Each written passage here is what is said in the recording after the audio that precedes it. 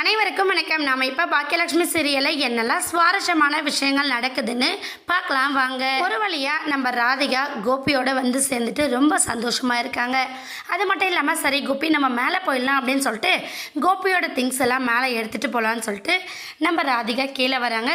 கீழே என்னடான்னா நம்ம ஈஸ்வரி ஏய் நில்லு, என்ன எதுக்காக இந்த ரூமுக்கு போகிற அப்படிங்கிற மாதிரி ஈஸ்வரி கேட்க, அது ஒன்றும் இல்லை கோபியோட ட்ரெஸ்லாம் இருக்குல்ல எடுத்துகிட்டு போகிறதுக்கு தான் வந்தேன் அப்படிங்கிற மாதிரி நம்ம ராதிகா சொல்கிறாங்க. என்ன கோபி உடம்பு சரியில்லாத நேரத்தில் மேலே மாடியில் வந்து தங்குவானா? அதெல்லாம் முடியாது, கோபி இங்கே இருக்கட்டும், நானும் கோபி இங்கே படுத்துக்கிறோம் அப்படிங்கிற மாதிரி நம்ம ஈஸ்வரி சொல்கிறாங்க. உடனே ராதிகா வந்து அத்தை என்ன பேசுகிறீங்க, கோபி மேலே மாடியெல்லாம் ஏறலாம், நான் டாக்டரை கேட்டுட்டு வந்துட்டேன், கோபி என் கூட தான் மேலே தங்க போகிறாரு அப்படின்னு சொல்லிட்டு அவங்க பட்டு ட்ரெஸ்ஸை எடுத்துகிட்டு வெளியே வராங்க.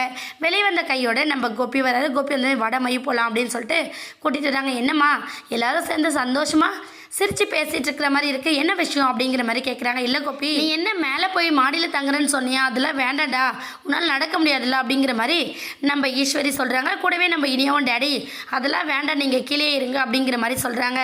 ஆனால் கோபி வந்து அதெல்லாம் ஒன்றும் இல்லை, நான் என்னால் மேனேஜ் பண்ணிக்க முடியும், நான் மேலே போய் தங்கிக்கிறேன் அப்படின்னு சொல்லிட்டு நம்ம கோபி வந்து மேலே போகிறாங்க. மேலே போகிறது மட்டும் இல்லாமல் கூடவே நம்ம மையம் கூட்டிகிட்டு போகிறாங்க. போயிட்டு வந்து சரி மேலே ரூம் வந்து ரொம்ப சின்னதாக இருக்குது, நான் ராதிகா மேலே படுத்துக்கிறோம், மயு வந்து இனிய குட்டி நீ உன்னோட ரூமில் தங்க வச்சுக்கிறியா அப்படின்னு சொல்லிட்டு நம்ம கோபி கேட்குறாரு. இதை கேட்டதுமே நம்ம இனிய வந்து என்ன செய்யறதுன்னு தெரியாமல் டேடி அது வந்து ஏற்கனவே நான் அம்மா ரூமில் தானே தங்கிக்கிட்டு இருக்கேன், ரூமில் கச்சிதமாக தான் இருக்குது இடம், அப்படி இருக்கும்போது 3 பேர் எப்படி தங்க முடியும் அப்படிங்கிற மாதிரி நம்ம இனிய சொல்கிறாங்க. வேணும் அப்படின்னா நீங்கள் அம்மாவை கேட்டுக்கோங்க அப்படின்னு சொல்லிட்டு நம்ம பாக்கியாவை கோத்து விடுறாங்க.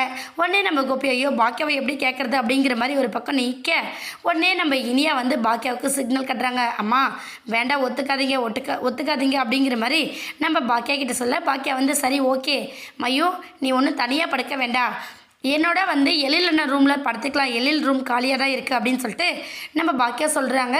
உடனே கோபி வந்து ராதிகா 2 பேரும் மேலே படுத்துக்கிறோம், பாக்கியா உனக்கு ஒன்றும் ப்ராப்ளம் இல்லை தானே, நீ ஓகேவா தானே இருக்க, மையம் உன்னோட ரூமில் தங்க வச்சுக்கிறல்ல, எனக்கு ஓகே அப்படின்னு சொல்லிட்டு கிளம்புறாங்க.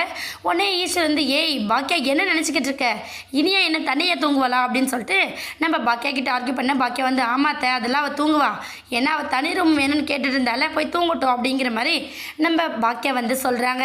இதனால் இனியா கோவப்பட்டு கோவமாக மேலே போகிறாங்க. என்னாக போகுதுன்னு வெயிட் பண்ணி பார்க்கலாம். இந்த வீடியோ உங்களுக்கு பிடிச்சிருந்தா மறக்காமல் நம்ம சேனலை சப்ஸ்கிரைப் பண்ணுங்கள். தேங்க்யூ.